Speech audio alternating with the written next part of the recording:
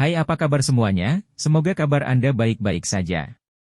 Terima kasih karena sudah memberikan support dan juga kesetiaan Anda untuk membangun channel Codot Film. Yuk kita lanjutkan alur ceritanya, sambil siapin kopi dan cemilan, setting suara volume full. Gasken. Efek pemurnian jiwa. Bagian bawah blood pool yang berwarna merah gelap membara benar-benar sunyi. Semuanya berkembang di tengah keheningan ini. Bahkan waktu sepertinya telah kehilangan tujuannya di tempat seperti itu.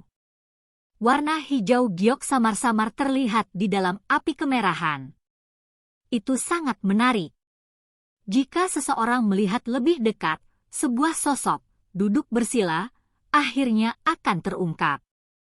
Tentu, sosok itu adalah Xiao Yan yang memasuki blood pool untuk berlatih. Xiao Yan tidak pernah keluar dari kondisi pelatihannya sejak dia memasukinya. Dia seperti biksu tua yang mempertahankan postur tubuh yang tidak tergoyahkan saat dia menyerap energi yang besar dan kuat dari sekelilingnya.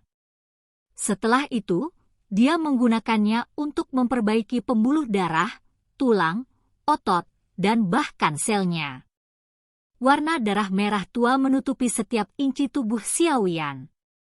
Bahkan wajahnya dipenuhi warna darah ini. Sekilas, Xiao Yan tampak buas. Namun, untungnya tidak ada orang lain yang hadir selain dia.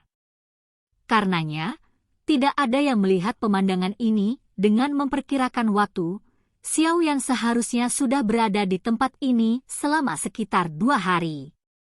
Dia tidak beristirahat sejenak selama 2 hari ini karena dia terus menyerap energi yang kuat dari sekitarnya. Selama penyerapan yang cepat dan sengit ini, dou qi dalam tubuh Xiao Yan berangsur-angsur menjadi lebih kuat karena berulang kali mengalir melalui nadinya dengan cara yang menerjang, seperti aliran sungai. Menurut perkiraan Xiao Yan, kemungkinan dia telah mencapai puncak bintang 9 Dou Huang. Namun, masih ada jarak yang sulit diperkirakan dari titik ini. Jika dia ingin berhasil melakukan terobosan ke kelas Dou Huang, sangat tidak mungkin dia bisa mencapainya dalam 2 hingga 3 hari bahkan dengan bantuan kolam darah gunung surga. Xiao Yan secara alami jelas tentang ini di dalam hatinya. Karena itu, dia tidak merasa kesal. Dia mempertahankan pikiran yang tenang saat dia mengikuti metode yang benar dan menyerap energi merah darah, membiarkan dirinya mengendalikan sebagian besar energi yang melonjak. Bagaimanapun, terlepas dari seberapa kuat dia, bagaimana dia akan bertarung dengan orang lain jika dia tidak dapat dengan mudah mengendalikan dou qi di dalam tubuhnya. Mentalitas Xiao Yan yang tenang membuat latihan pahitnya sulit memengaruhi kondisi mentalnya. Tubuhnya benar-benar diam saat dia menyerap energi, sekali lagi tenggelam ke dalam perasaan misterius saat tubuhnya benar-benar berubah. Sementara pelatihan yang tenang ini berlanjut dari waktu ke waktu, rambut hitam Xiao Yan tumbuh lebih panjang seperti rumput liar. Mungkin itu karena bagian dalam tubuhnya penuh dengan terlalu banyak energi berwarna darah, tetapi rambut hitamnya secara bertahap berubah warna menjadi merah darah. Melihatnya dari kejauhan, Xiao Yan tampak seperti orang berdarah, memancarkan aura menakutkan yang samar. Xiao Yan tidak peduli tentang transformasi di permukaan tubuhnya. Dia tahu bahwa perubahan ini karena dia tidak dapat mengontrol dengan tepat jumlah energi yang terlalu besar yang telah dia serap. Setelah dia mengendalikan energi di dalam tubuhnya, semuanya secara alami akan kembali ke keadaan semula.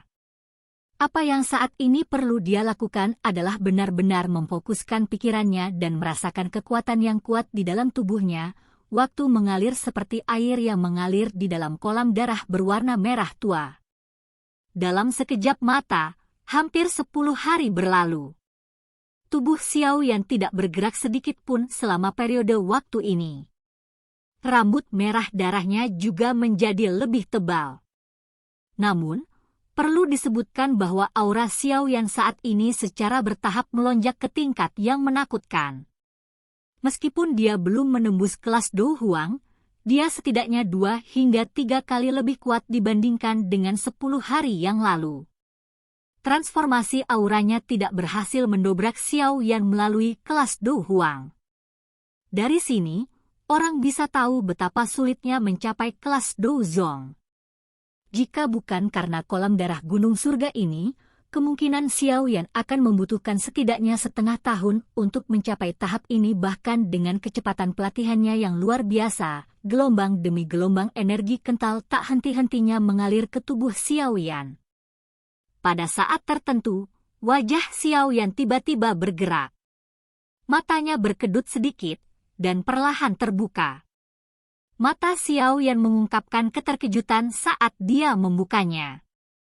Apa yang tiba-tiba membangunkannya dari kondisi latihannya bukanlah karena faktor eksternal.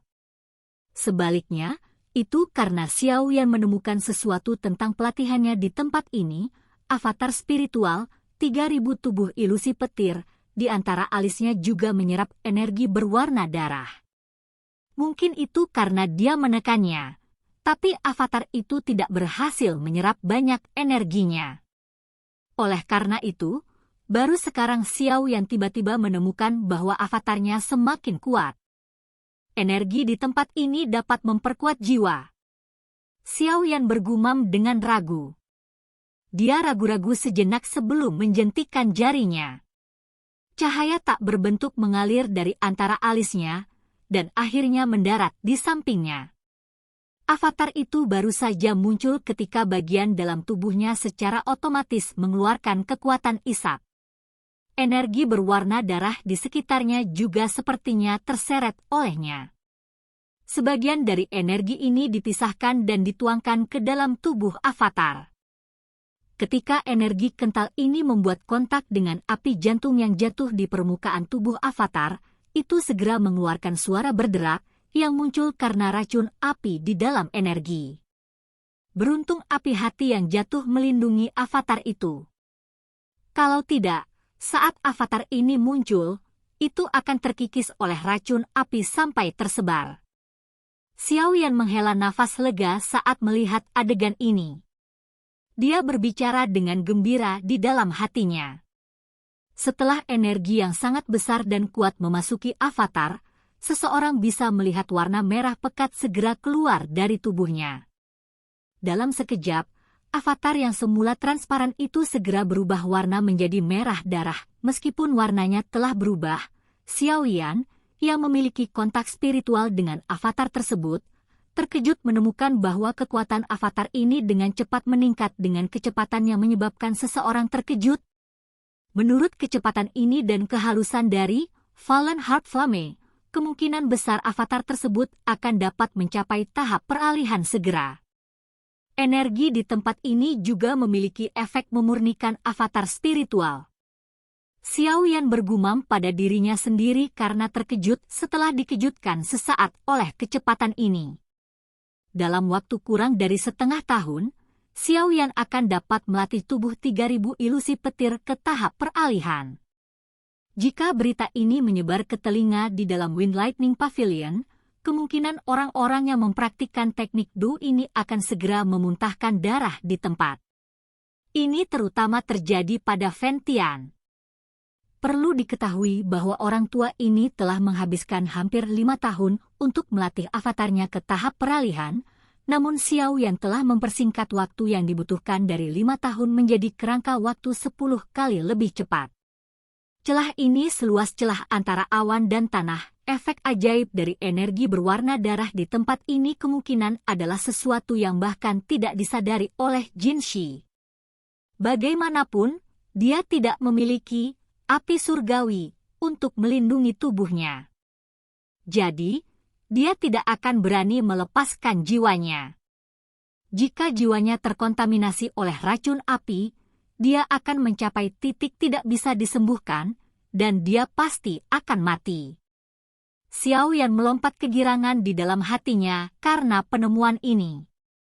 Matanya dengan tegas terfokus pada transformasi avatarnya. Ini berlangsung lama. Xiao Yan hanya benar-benar rileks saat melihat tidak ada masalah yang terjadi. Dia menempatkan avatarnya di sampingnya dan membiarkannya menyerap energi. Bagaimanapun, bagian bawah kolam darah memiliki sejumlah besar energi, cukup untuk mereka sia-siakan. Pikiran Xiao Yan merasakan bagian dalam tubuhnya setelah bergeser dari avatar. Kegembiraan di wajahnya menjadi lebih padat saat dia dengan lembut bergumam, puncak kelas Du Huang, bahwa Jin Shi tidak berbohong. Tempat ini kemungkinan besar benar-benar memungkinkan saya untuk berhasil menembus kelas Du Huang dan naik ke Du Zong. Namun, sepertinya ini akan membutuhkan waktu yang lama. Xiao Yan mengangkat kepalanya. Dia mendongak. Energi merah darah yang ganas tidak memungkinkan penglihatannya mencapai jarak yang sangat jauh.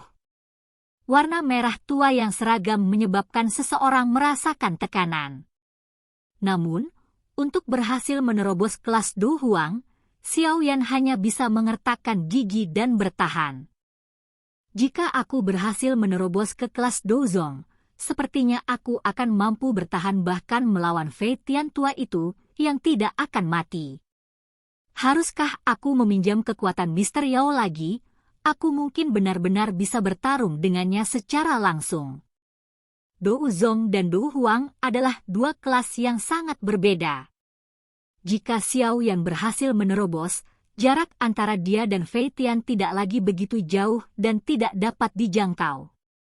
Dia bahkan mungkin bisa bertarung dengan Fei Tian jika dia meminjam bantuan beberapa hal eksternal. Selain itu, jika dia mencapai kelas Du Zong, peluangnya untuk berhasil memperbaiki pil obat tingkat 7 juga akan meningkat secara signifikan. Dia tidak perlu lagi mengandalkan keberuntungannya. Dengan kemampuan ini, Xiao Yan cukup yakin bahwa dia akan bisa masuk 10 besar pil gathering yang diselenggarakan oleh Pil Tower. Hati Xiao Yan juga menjadi lebih panas saat dia memikirkan berbagai manfaat yang akan dia terima setelah mencapai kelas Du Zong. Dia menghirup napas dalam-dalam, melihat ke arah avatar spiritualnya yang menyerap energi tidak jauh di sampingnya, dan sekali lagi membentuk segel pelatihan dengan tangannya. Matanya perlahan tertutup. Kali ini, dia telah memutuskan bahwa dia pasti tidak akan meninggalkan dasar kolam darah sampai dia menerobos ke kelas Du Zong. Setelah Xiao Yan memasuki kondisi latihannya, dasar kolam darah sekali lagi menjadi sangat sunyi. Satu-satunya hal yang berbeda, bagaimanapun, adalah bahwa ada sosok tambahan yang menyerap energi, seperti lubang kosong, di dalam dunia merah gelap ini. Waktu berlalu sangat cepat di tempat ini. Xiao Yan, yang telah sepenuhnya memasuki kondisi pelatihannya, telah benar-benar melupakan aliran waktu. Dia secara bertahap memasuki kondisi yang sama sekali tidak menyadari lingkungannya. Satu-satunya cara untuk keluar dari tempat ini adalah menunggu hari terobosannya. Silakan pergi ke. Oke guys, jangan lupa like, comment, share, and subscribe di channel Codot Film. See you next video, peace out and bye-bye.